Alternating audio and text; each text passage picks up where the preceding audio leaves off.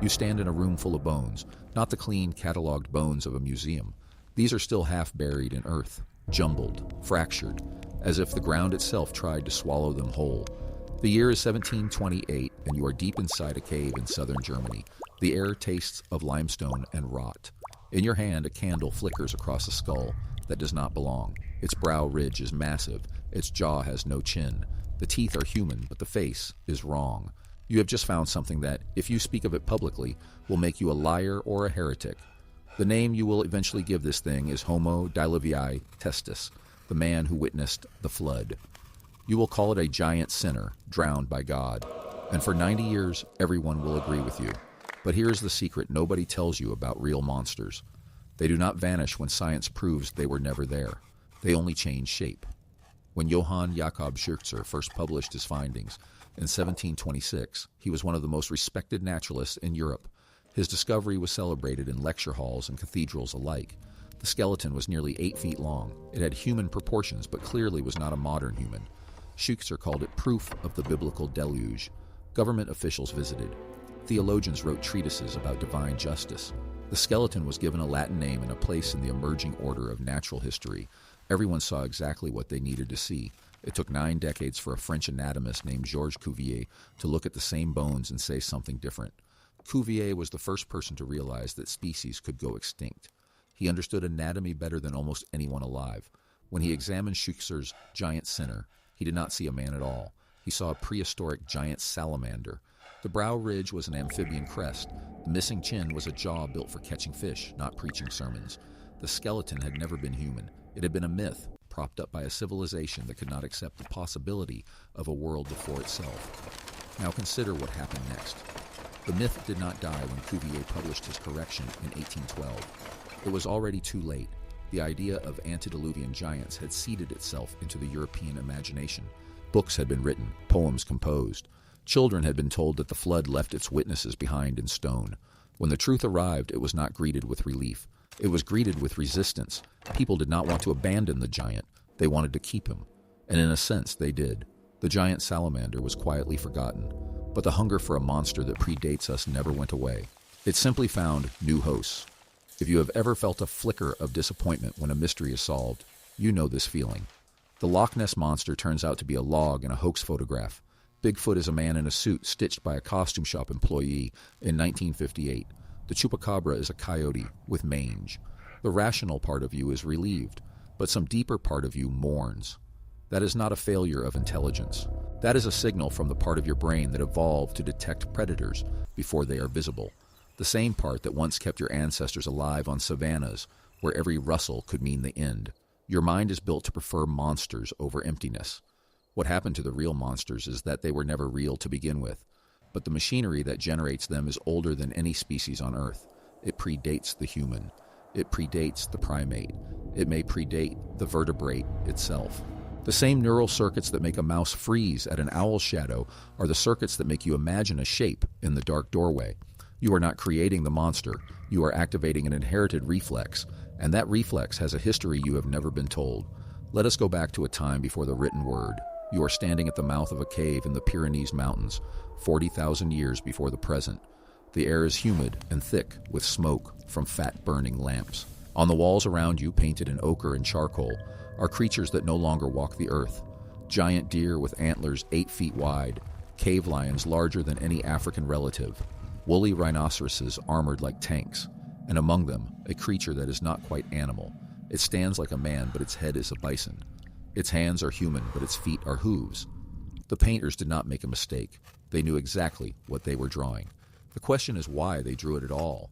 50 yards deeper in the cave, archaeologists in the 21st century would find something strange.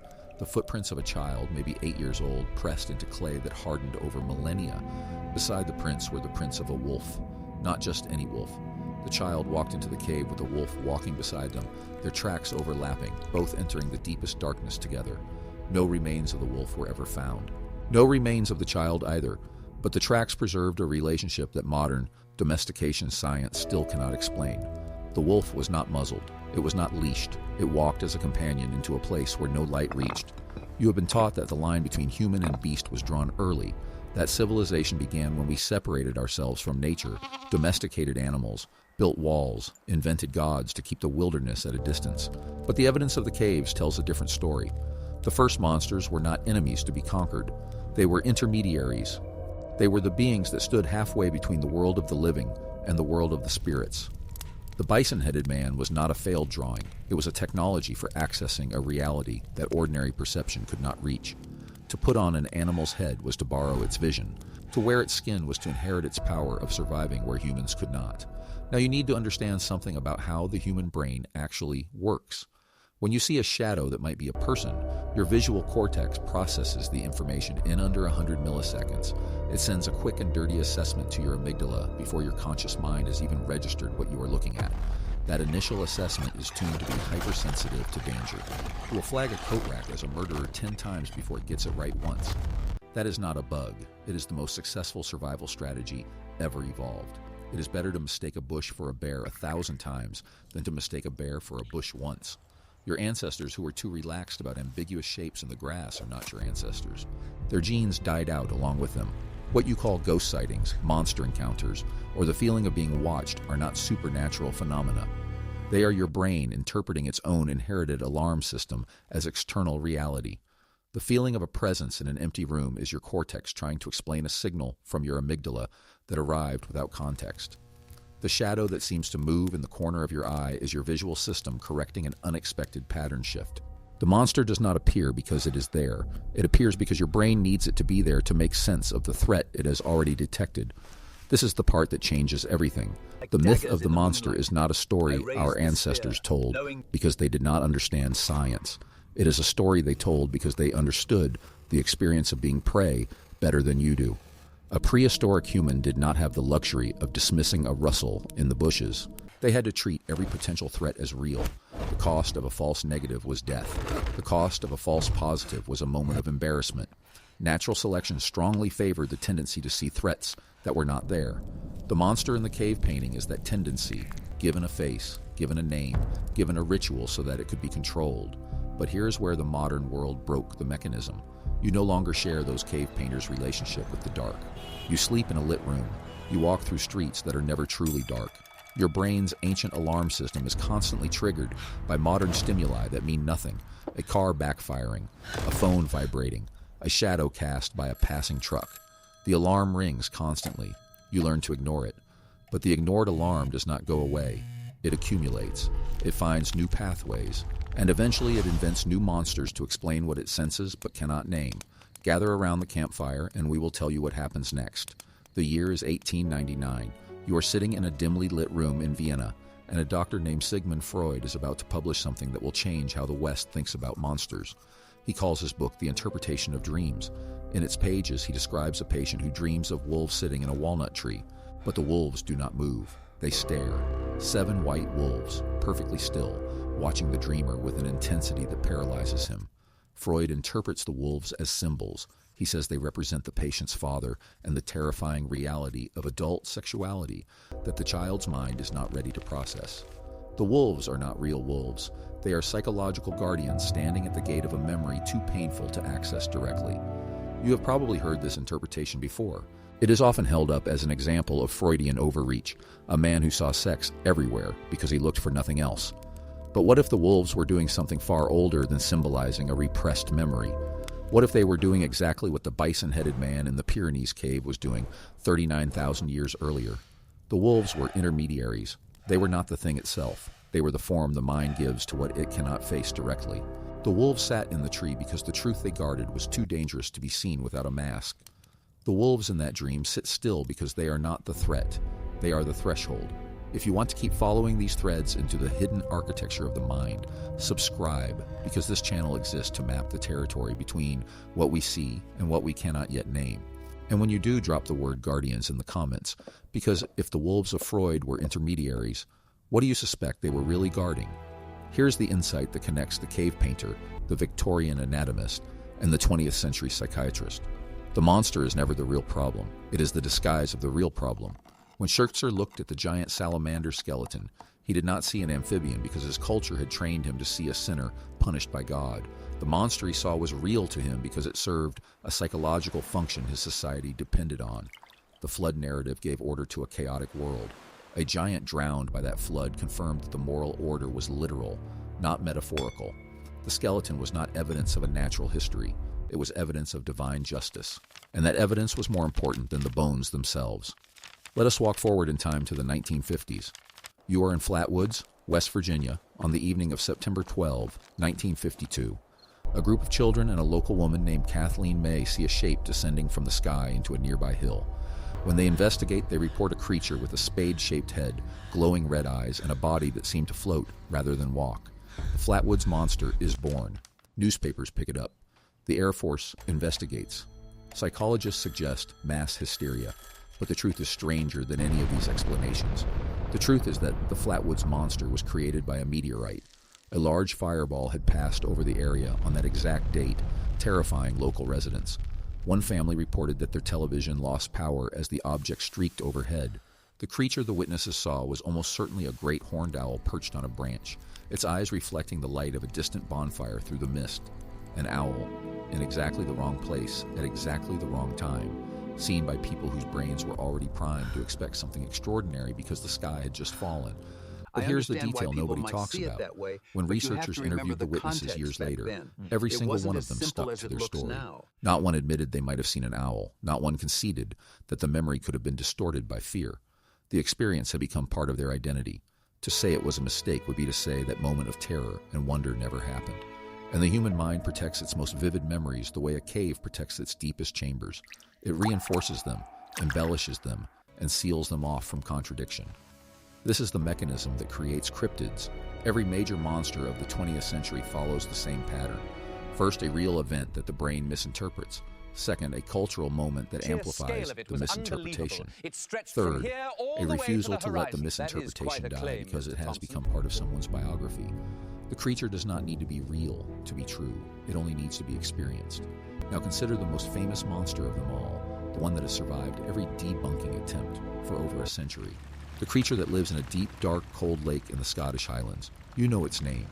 The first modern sighting of Nessie was in 1933, when a couple driving along the shore reported seeing an enormous beast crossing the road ahead of them. Within weeks, dozens of people came forward with their own sightings. Newspapers sent reporters. Circus promoters offered rewards. The monster had arrived. But the real story begins earlier, much earlier. In the 1924 book The Loch Ness Monster and Others, a zookeeper named Rupert Gould compiled every historical reference to strange creatures in the loch. The earliest he found was from the 6th century in a biography of Saint Columba, where the saint supposedly commanded a water beast to retreat into the depths. Every generation had its own version of the monster. The 1880s had a story of a large eel-like creature. The 1930s had a plesiosaur. The 1960s had a giant invertebrate. The monster changed shape to fit the science of its era. What does that tell you?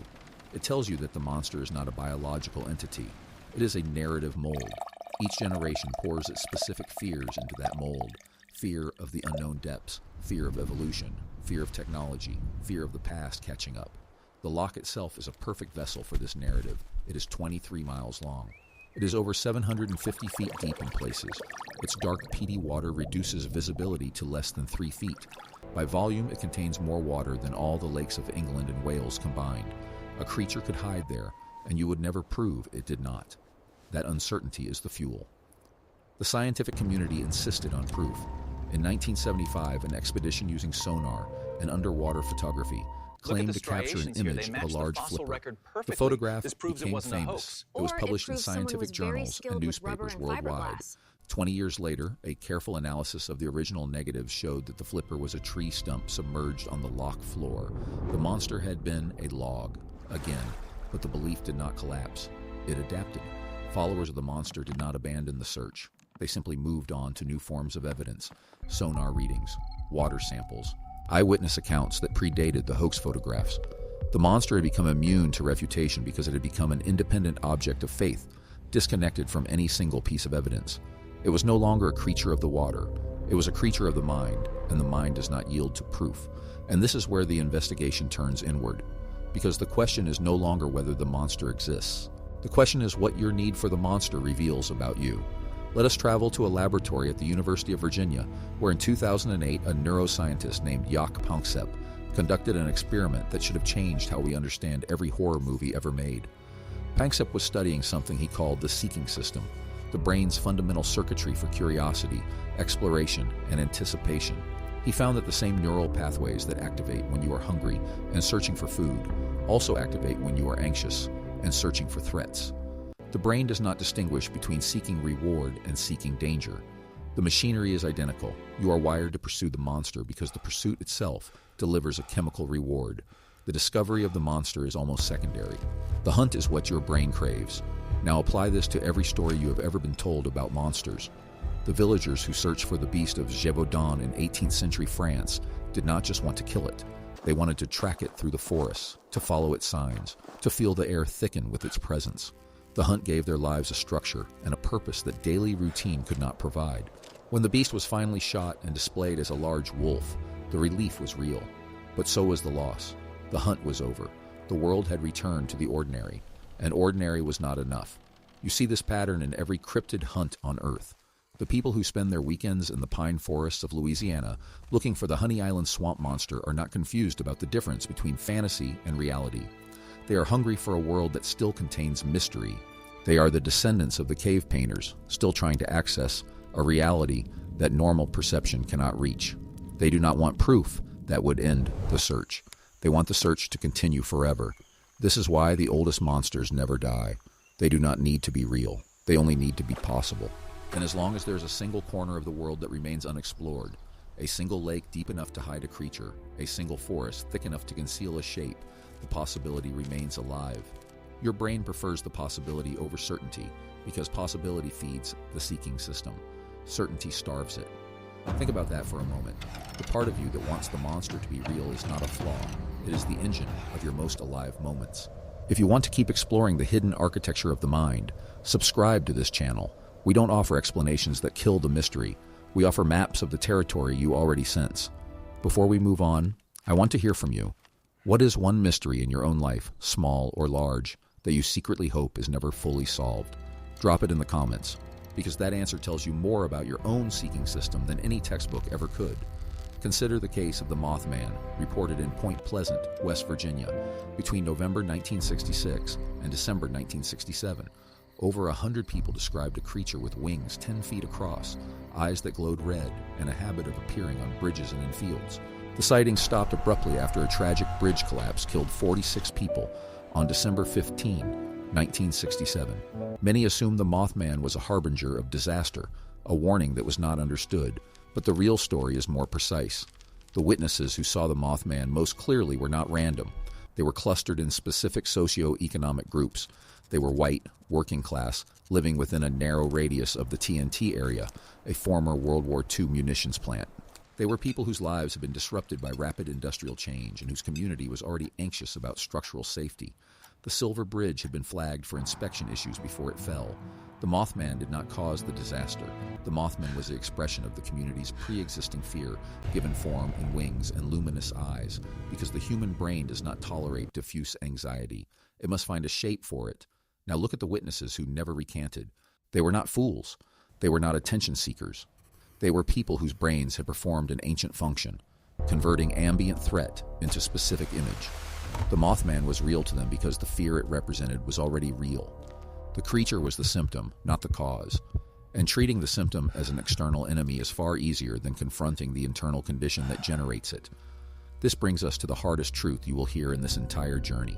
The monster you fear the most is the one that has already happened. The shape in the dark doorway is your own past, finally catching up. The creature that watches you from the edge of the forest is the decision you made that you have never fully faced. The beast that breathes beneath your bed is the inheritance you carry from people you never met, whose traumas were passed down in your nervous system, like a ghost in the wiring of a house. You can close this essay now and return to your well-lit world. You can dismiss this as a clever narrative trick, a rearrangement of metaphors, but sometime tonight, when you are alone and the last lamp is turned off, a sound will reach you that you cannot identify. It could be the house settling, It could be an animal outside, it could be nothing at all. But before your rational mind has a chance to assess it, your body will already have responded. Your pupils will dilate, your heart will accelerate, your breathing will shallow, and in that moment, before you assign a logical explanation to the noise, a shape will appear in your mind, formless, nameless, but unmistakably present. That shape is older than your species. It is the shadow of every predator that ever stalked your ancestors. It is the trace of every ancestor who survived and whose survival genes you now carry. It is the reason you are alive to read these words, and it will never leave you, because without it, you would not have lived long enough to hold this book. You have been taught to call this shape a monster. You have been taught to laugh at those who believe in it. But the truth is that the monster is not an enemy to be exiled. It is a guardian to be understood. It is the part of you that knows the world is older and stranger than any map or model can contain.